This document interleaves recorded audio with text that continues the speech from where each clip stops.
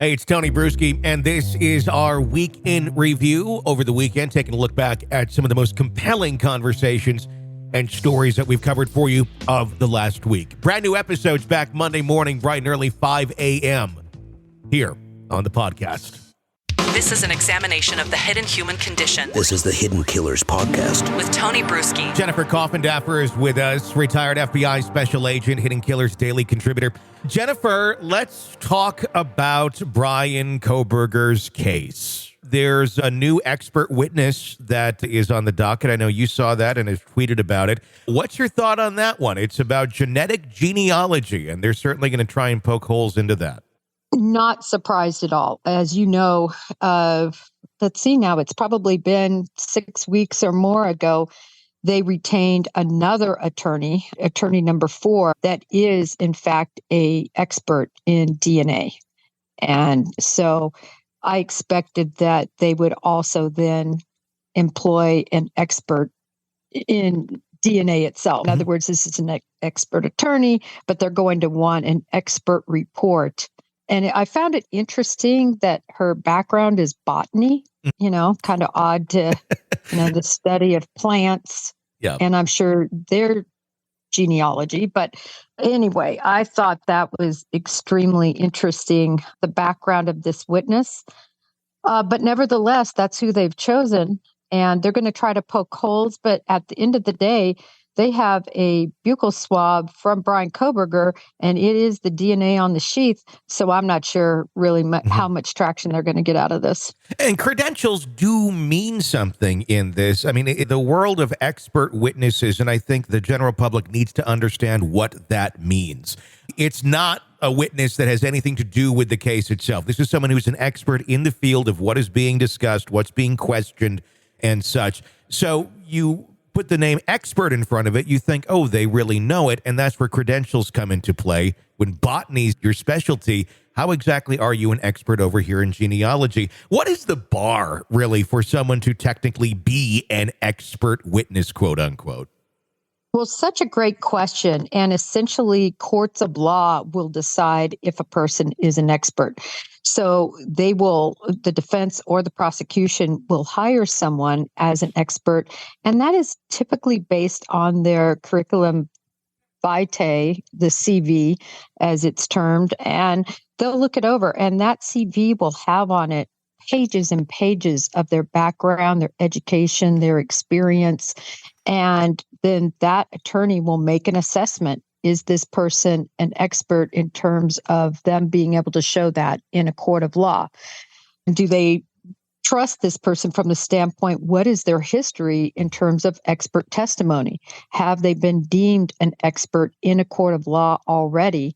And how has their body of work in terms of expert reports? Because remember, so few cases go to trial. Yeah. Those expert reports are often key in plea negotiations and money negotiations in cases. So they will look at their body of work. They will present their witness in a court of law. They will go through the CV on the stand, and then that judge will deem them an expert or not an expert. There's also something called a Kohberger hearing. And during those hearings, either side can object to their expertise. And that happens often. So that's how, Tony, you get to whether somebody is truly an expert or not. The judge will make that decision, judge in this case.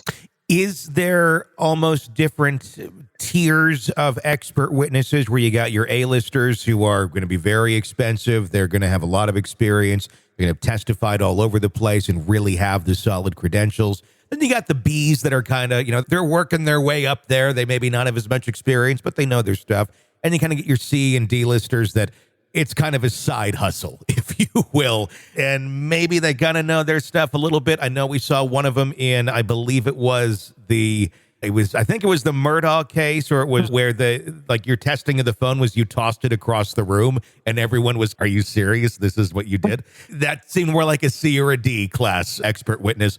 With something like this, what are we looking at here as far as who they've brought in thus far in terms of how you would judge them? Are these the A-listers, the B-listers, the C and Ds, or we got a mix? What do we have going on here in terms of who Kohberger's team has hired to come on and help with the show?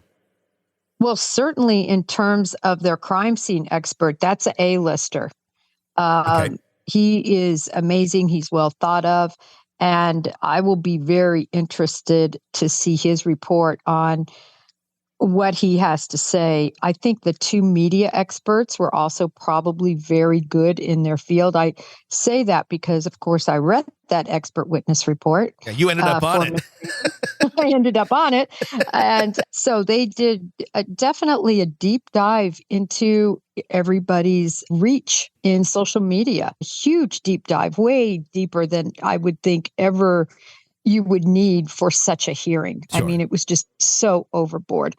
But nevertheless, but this expert gives me pause only because of their background. It's kind of odd. It's, hiring somebody that knows about plants to talk about human DNA genealogy. Mm-hmm. I don't know. It's going to be interesting, but to your point, yes, there are A, B, C, and then the not so good at all. But Tony, I think one of the ways to make that A-list just isn't your background. It's, are you moral? Yeah. And really good expert witnesses are of moral character. They can get the money from anyone. In other words, they're so sought after, they can pick and choose their clients. Sure. And so they don't need to sell out. Their opinions are true and honest. And that's the kind of expert you want. This is an examination of the hidden human condition This is the Hidden Killers Podcast with Tony Brueski.